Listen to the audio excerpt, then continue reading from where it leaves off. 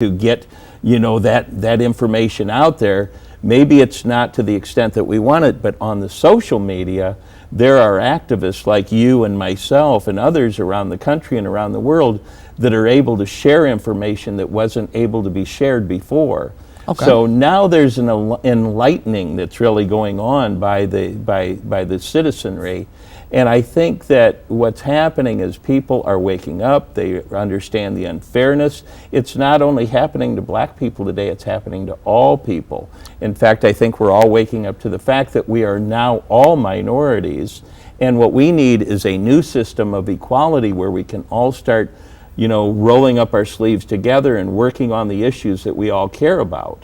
I think that there has been, and we're definitely gonna come off of this this aspect of what we'll do with regard to dealing with some of those obstacles. But I think one of the things that's very interesting for the African American community, and in particular, is this reality that we have been experiencing this level of opposition towards our humanity. Not necessarily towards some of the things that GLBT folks experience, not to the same effect as some of the women folks that they experience, but we're talking about just to the part of us existing as though there was a time inside of this country where we were of some use, and now the country has decided that this use is no longer there.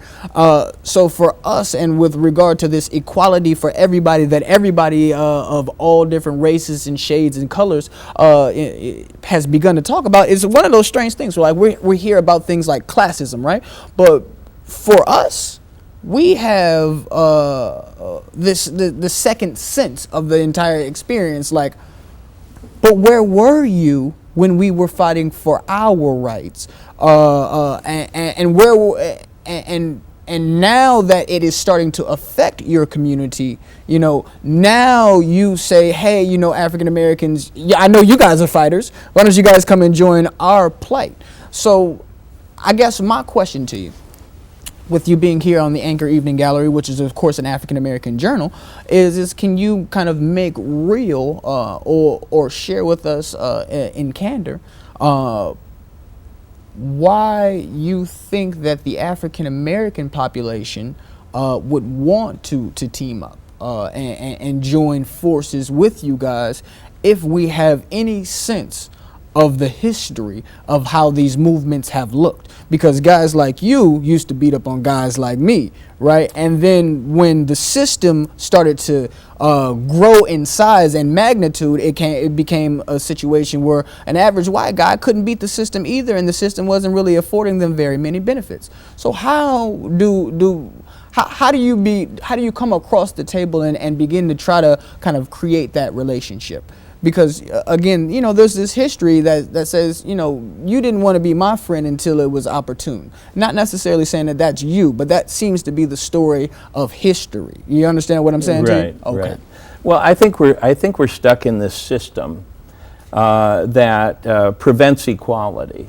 And what I mean by that is, and I'm going to reiterate what I said earlier, we will never have equality until we all have an equal voice. We are stuck in a 240-year-old system where we have 9 people downtown on the city council that have a voice, but 100,000 people in South Bend don't. You have a 30-year-old mayor that's spending $320 million a year of our money, but we aren't. We aren't involved in that. So there's no equality in the system. That's why you have to transform an unequal system into a system of equality, and that's what technology allows to happen. 50 years ago we couldn't even really talk about this, but 25 years ago we could, and now it's getting better and better and better. And now that we have access to this technology, just like Martin